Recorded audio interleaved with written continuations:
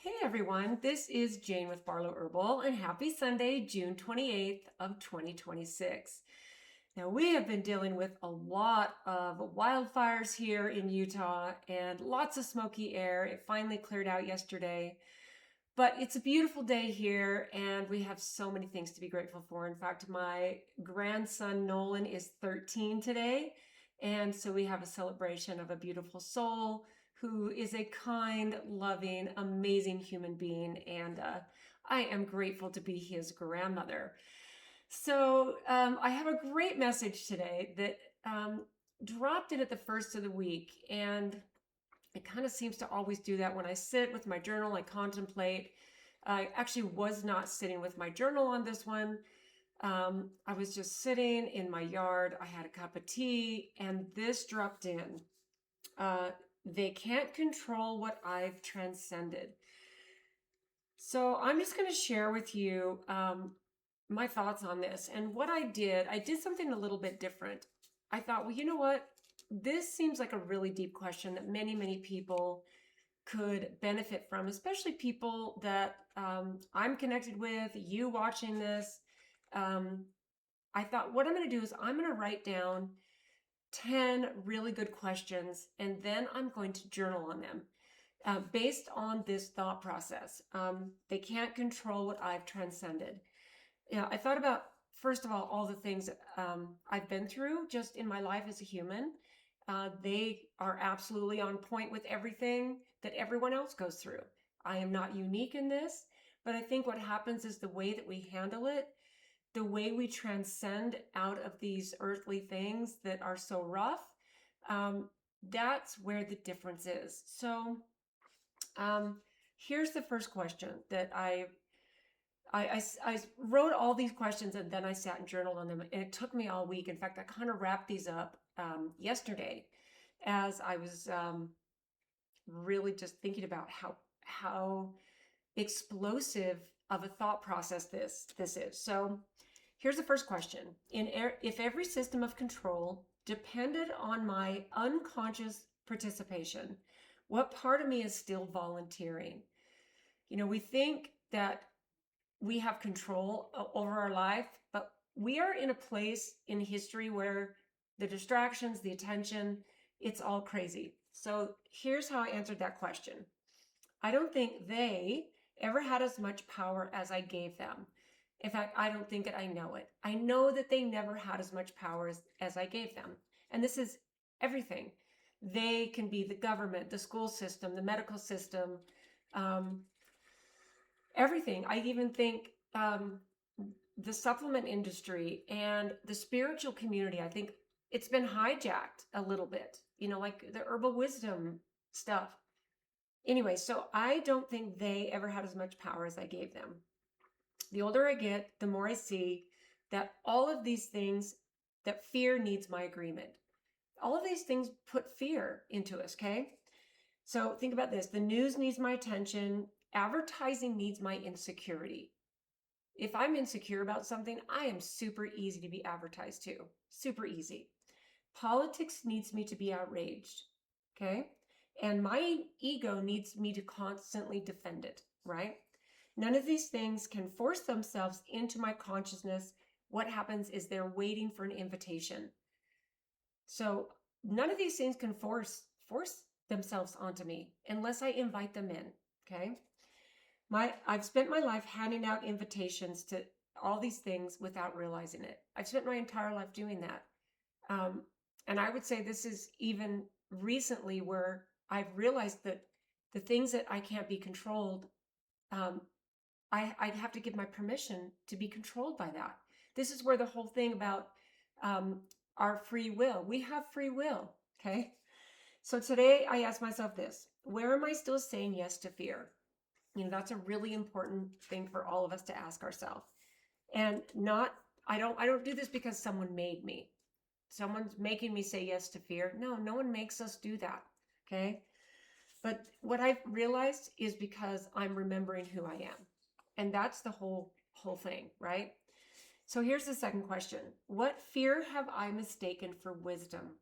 Okay, this one is huge because we think we know something, we're still afraid of it, and we think, well, now that we know, we have all this wisdom, and I'm mistaking wisdom, and it's really just fear with a different label on it. And who would I become if that fear no longer had permission to lead my life? Okay. I think what I've done is confused vigilance with wisdom. So all the rabbit holes I went down, all the things that I've done, and I think now, I have more wisdom now, and I have more wisdom now. I'm not saying we don't gather wisdom, but we can mistake wisdom, and it's still just fear. Okay. So after enough heartbreak, betrayal, disappointment, I told myself I was simply being realistic. How many of you can relate to that? Right? And what I realized I was doing is protecting old wounds, all the things that hurt me. I have looped over and over and over in my mind what happened during my divorce, what happened during this government investigation, what happened with everything. Whenever I still find myself looping that a little bit in a quiet moment unless I redirect it. So the whole what they can't control what I've transcended. So when do I finally give myself permission to transcend all these things? So here's the thing. It's really ironic that every difficult thing I've ever survived has made me less afraid, not more. That's a really beautiful irony, right? So I've lived through divorce. I've buried people I love. I've lost both my parents. I've lost a sibling. I lost a sister. I lost two young nephews. Um, we've all suffered through loss. Every one of us. Close family, close friends. Even if our relatives live to be very, very old, there's still loss. There's still grief. We lose our pets. This is devastating. This is loss, right? So I've lost businesses, right? And I've watched my ego and my identity disappear.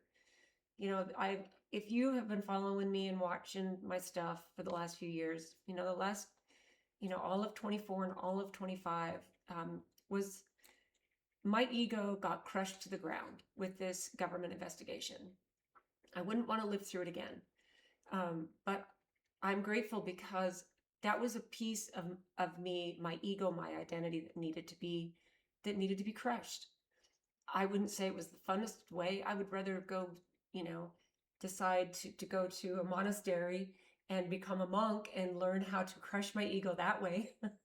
But I don't think that that's a really, that's not really reasonable for a normal person, for all of us to go do that. And it's a little odd how life throws these crazy hard things at us. And, so my ego and my identity and throughout time, as I've raised my kids, there's been things that I'm like, wow, I never thought this human being that I gave birth to and loved more than life itself would hate me. Like teenagers are rough. And even, my youngest son was in addiction for a while. And your ego gets crushed. Your ego and what you think, me identifying as a mother, which I am a mother. But it's just so interesting when you walk through all of this and come out with the idea that we're transcending and we can only be controlled. I mean, it's just so fascinating. So I realized this. I'm still standing. Here I am. And I've realized that courage is not the absence of fear. And then I realized this. This is so beautiful. Courage is finally realizing that fear has never been the voice of God. And if I am a piece of God, I am a piece of divine love and consciousness. I am a piece of God. Fear has never been the voice of God. God doesn't do fear. That's just pure love, right? Transcending. Okay, here's the third question. If the divine already lives within me, what would instantly lose its power over me? And what I wrote was two things: approval and comparison. Those are the two things. If the divine already lives within me, what would instantly lose its power over me? Approval and comparison. I don't need anyone to approve of what I wear and how the kind of car I drive, or the spiritual path I decide to follow, or um, whatever. I don't need anyone to approve of me. That's so massive. And I don't need to compare myself to what anyone else is doing or being or driving or wearing or what their jobs are. I don't want to compare myself to anyone, right? I think what it is this: there's an endless need to prove that I've lived um, a worthwhile life. I think that's most of us. You look at what people post on social media, and we have to endlessly prove that we're living a worthy life, a worthwhile life. Look how worthy my life is. Look where I've been. Look where I'm traveling to. Look at this boat I'm driving. Look at this great car. Look at this fancy place. We're constantly trying to prove that we're worthy. It's endless, right? So when I was younger, I realized I just wanted people to understand me, and that is something I think we're all after. We just want someone to understand us, and some of the really hard things I've gone through and the decisions that I've made, especially recently, there are people who are not approving, and there are people who were close to me, like the way I handled COVID. People weren't, they were not approving of. I wouldn't wear a mask. I wouldn't get a vaccine. I was faced with a lot of disapproval, and I realized that going through that, um, I really, I from the very beginning of that piece, I didn't care if people approved of me or not. I just didn't care. I knew so strong in the depth of who I was that I was walking through this the way I was supposed to. And I didn't judge. Well, I did judge. Now that I think about it, I did judge other people. Um, but it's not my place to judge, right? So I realized I just want people to understand me. Now I realize this: I simply want to understand myself. That is where it all is. And then this: if I truly remembered that I am an expression of the same infinite intelligence that created everything and all the galaxies, the creator, right? Then I need to ask myself this: who exactly am I trying to impress? That's a massive question. Okay, here's the fourth one. Where am I still searching outside of myself for permission instead of remembering what my soul has always known? Okay. So I've looked everywhere for teachers, mentors. I've looked in books, experts, healers, prophets. I was in religion for the first half of my life. I've podcasts, YouTube channels. I've looked all of that, and I will admit, and I wrote this here, some have helped me tremendously. Okay, so I'm not discounting any of that. In fact, I think that's all part of the process. I think it's good. Okay. And then some reflected back to me what I already knew. That's what I realized is I think I was resonating so much with these things that I would find, and they were just reflecting back to me. How many of you can actually really think about that for a second? When you've watched something, listened to something, that you actually, it resonates and you go, oh yeah, okay, I already knew that in deep inside of myself. That's a beautiful remembering and understanding. I no longer confuse the finger pointing toward truth with truth itself. I don't. I can just have truth. I don't have to go, oh, there's truth. I don't have to finger point it, right? So the answers that have changed my life didn't show up because someone gave them to me. That's what I realized. Okay, they showed up because something inside of me finally became quiet enough to hear over and over, time after time. That's what I wrote. Over and over, time after time. Okay. And then number 5, what attachment have I not yet transcended? I have to sit with this one for a while. What attachment do I have with everything? The food I eat, the clothes I wear, the way I want people to perceive me. Um, even, I mean, that was a really good question for me. So here's what I wrote. Actually wrote, this one is humbling. That's what I wrote. I still want the people I love to wake up. Okay. I still want humanity to choose love over fear. Okay. I still want fairness. I want justice. And here's what I wrote. Those desires are beautiful. I really think that these are, this is something I talk about all the time, all these things. Okay. I want people to wake up. I want the people I love to wake up. Okay. I want people to choose love over fear. I want fairness. I want justice. Okay. And these desires are beautiful. But here's what I realized I was attached to. The attachment is to the timing. I want it to happen in my timeline, in my time, in when I want it to happen. Okay. And this is what still can bring me a little bit of suffering if I choose to let it. Okay. I've learned that love doesn't force awakening.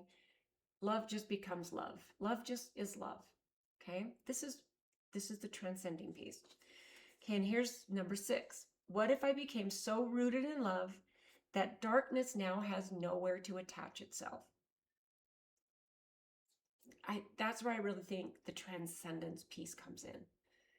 And we don't have to be attached to even this physical avatar. It's almost like we are so afraid of death and the pain of suffering that we will do everything we can to avoid it. We're so afraid of the monetary system crashing, and I think it's good to prepare. We're so afraid of all of these things. So here's how I answered this question. I've spent enough years trying to fight the dark things. I've spent enough years doing that. I've argued with it and with other people about it. I've exposed it. I've revisited it. I've warned people about it. And then I realized this. Maybe the greater work is becoming so full of peace that fear simply can't find a place. It just exists in me or anywhere in my life. How about that? There it is, right? It's like this. The sun doesn't argue with the dark. It just shines. The sun comes up. It doesn't argue with the darkness. It just comes up. It's like the river flowing. The river doesn't push against the boulders that are in the way, or maybe a big log falls into the river. It just flows through it. It flows around it. It flows over it. It just flows. Okay. Okay, here's question number 7. What part of my identity depends on this world remaining exactly as it is? Now, this one, I thought this one would be really helpful for some people that I was thinking of in my life. Okay? Because this one, I don't want the world to stay the same. I want the world to change and to grow and to become creative. I want non-performance in the way we identify with each other. So what part of my identity depends on this world remaining exactly as it is? Okay. So it's not that my ego is saying, I don't need to worry about this question. To me, this is an important question it actually surprised me that this one kind of flew out. So I spent years talking about awakening and transformation. Okay, I spent years talking about this, even way before, I started talking about it on these videos. I remember teaching classes. I started teaching group exercise when I was 18, and I taught for 40 years. And in my class, not only was I teaching and helping people exercise and putting them through all the paces and having a lot of fun, I was always doing my best to drop nuggets of wisdom. And it wasn't like I realized what I was, really doing on the level until much later, but it was a really beautiful thing. So I've spent years talking about awakening and transformation. But I find that over these years, I've somehow clung to familiar versions of myself. I've kind of always thought, well, okay, this is still familiar, it's comfortable, etc. And then here's the things I realized. What identifies? This is identity and ego. I'm a successful business owner. I'm a strong woman. I'm the helper. I'm the teacher. I'm the herbalist. I'm the healer, right? I'm the one who has all the answers. And then this, because this is true. Then, over the years, life has lovingly dismantled every identity I've ever clung to. Every identity I've ever had, life has lovingly, harshly maybe a little bit, but I've realized that it really happened exactly how it was supposed to happen. All the things that happened in my life, no matter how harsh they might have seemed in the moment. And then I can look at the things as they come with a whole different lens, right? So every time I thought I was dying, something more true was being born. That's what I realized, right? Okay, question number 8. What in me is asking to die? Okay, that one I think it's super, super important. We get so attached to everything, so attached. So this is what I wrote, not my body, okay, but my certainty. What in me that's so certain, I'm so certain is asking to die? This is a really important question for us to ask ourselves. My need to always know and to always be right. My slight or not so slight spiritual pride.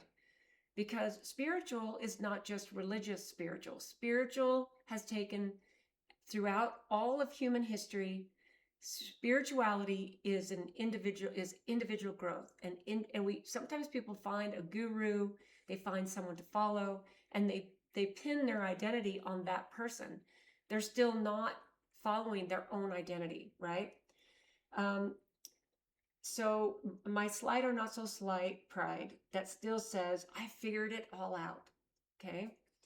The more time goes on and the more the mystery expands, because I think this is all such a beautiful mystery if we can look at it that way. Because I have studied a lot of things, especially these last few years. And I'll have this moment drop in where I'm like, that feels true. I know that's true. That's it. That's it. That's it. And then I think, okay, how can I do that and make sure that this happens when I transcend out of this life? But the mystery expands. And strangely, here's what I realized. That feels safer to me than certainty ever did. Okay. All right. Number 9. If no one could manipulate my attention, where would my creative life force naturally flow? I love this. And this one I hope really resonates with you, because this is what I believe is already happening automatically. This is a crazy, beautiful time to be here because of this. If no one could manipulate my attention, no one or anything could manipulate my attention, where would my creative life force naturally flow? And then here's the list I wrote. Into beauty, my family, into creating, into herbs, into writing, into conversations that remind people who they are. This is one of the conversations I have come to love so dearly. It naturally flow into silence, into laughter. I think we don't laugh enough.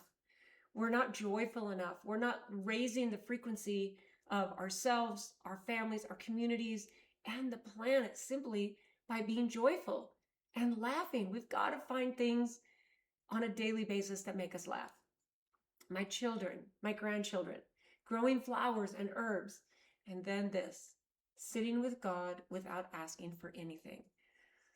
That just gave me full body shivers to say that, because it seems like we always turn to God when we're desperate, when we're sad, when we feel like all is lost, right?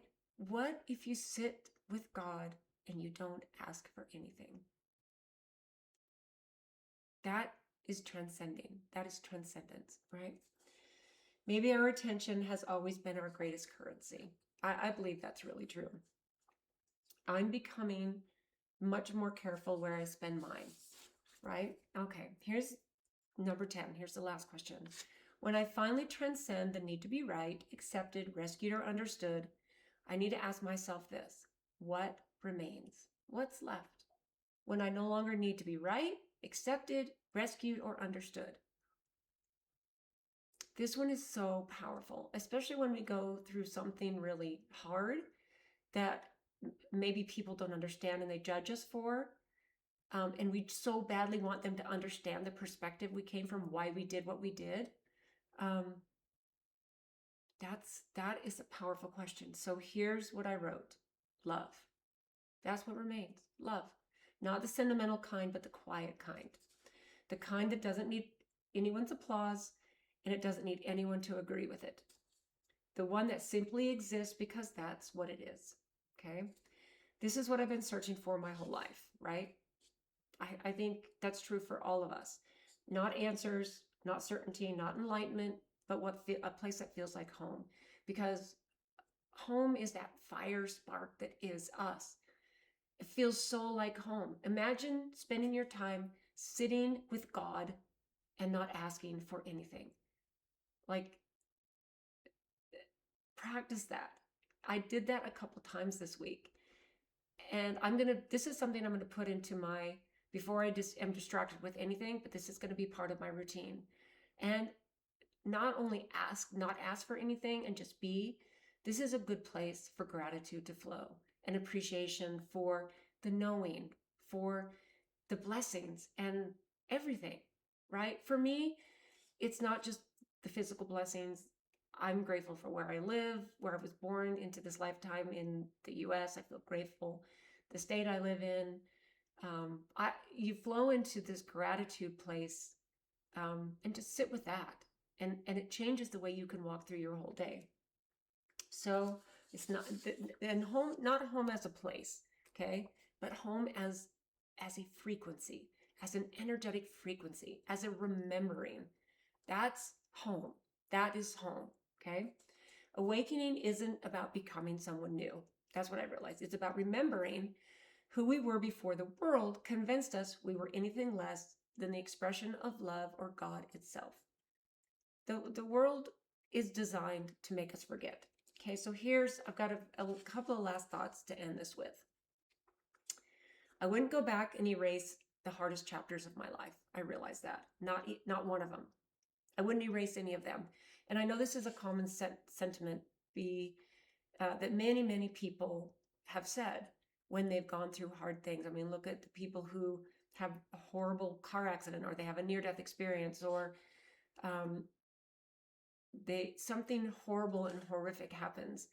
And if they're able to get out of victim mentality, and that might take work, it takes work all the time. And I don't know anyone who would change the hardest chapters of their life if you are on a transcendence pathway, if you're in a remembering state of mind. And so I write this for myself because I don't want to discount anyone else's journey, right? So let me start with this again. I wouldn't go back and erase the hardest chapters of my life. Not one of them. Every heartbreak I've experienced has cracked off another piece of my ego. For that, so grateful. So grateful. Every single thing I've experienced as loss has stripped away another identity that I thought was me, right? Every disappointment that I had has loosened the grip on the world that was never meant to be permanent. This is not permanent. This is why when you lose fear of everything, your ego, your identity, what makes you you, your attachment to the physical, the things, the stuff, the people, when you lose your fear, okay, what happens is you realize that nothing here is meant to be permanent. We have layers to go through as we move through all of this. It's amazing. So looking back, I don't feel or see that my life fell apart. I see a soul that kept being invited into deeper freedom. And as I have said 100 times, freedom is so important to me because I don't want to be trapped in a matrix. I don't want to be trapped in a simulation. I don't want to be trapped in a religious construct. I don't want to be trapped in the layers of all the stuff. I don't even want the Akashic records and all that stuff to have a hold on me. Freedom, okay? I see a soul, myself, that kept being invited into deeper freedom. That's what all of this is. Today, I could not have existed without the woman who cried herself to sleep, questioned everything, started over more than once, and kept choosing love anyway. I can say that with a certainty. It wasn't always right at the beginning of the hard things. But I found that the more I did it, when the hard things happened, I was able to flow back there quicker and easier. I don't claim to know exactly what this moment in history means. I'm here along with the rest of you. But I do know this. Something has changed in me. I no longer measure life by what's comfortable or what's certain. I don't measure life by that anymore. Okay? I measure it by how much of me remains open to these things, to wonder, to truth, to people, to God, and to love. That's how I measure it. And to me, this is what awakening feels like, because it's not about escaping this human experience. I don't want to escape the human experience. I want to live it fully. I want to live it joyfully and fully. And it's about becoming so deeply rooted in what is eternal that the changing world no longer owns my peace. This changing world, it's changing so fast. I don't need to tell anyone here that. I no longer buy into the fear of anything. I'm not. It's not saying I'm not concerned about the things that are happening, and I don't want to protect myself and my loved ones. It's not saying any of that. Okay. So this feels like the greatest freedom of all. And then this, they cannot control what I have transcended. That was the question I started with this week, and that dropped in at the very end. They cannot control what I have transcended. I haven't conquered the world. Here's what I realized. I have stopped letting the world define who I am. And I think that that's kind of the crux of it all, right? We have so much choice, and releasing fear. You look at all of these people that have dropped into this world who feel like, and some of them might be famous people who feel like they've transcended, and people, they've been demonized and they've been misunderstood, and some of these sensitive souls left the world early. And I that's just my own thought process. I don't know if that is true, but I think that they're the Essenes and the mystics, and you know I when you transcend, nothing can touch you. Nothing can touch you. What makes you you? Anyway, this is not my full-on area of expertise. This is just my experience in this moment, and I would love to know what you think about this. I find it to be a really fun, very peaceful place to be. Very, very, very peaceful. It's a really interesting place. So I appreciate you being here. Thank you so much for tuning in this week. Couple more days in June of the beautiful year of 2026, where humanity is just speeding up in all of the things that it's experiencing. And I am grateful to be here and aware and transcending in my own little way and in my own little world. So thanks for tuning in today, guys. I'd love to know what you think about this. And we will see you next month.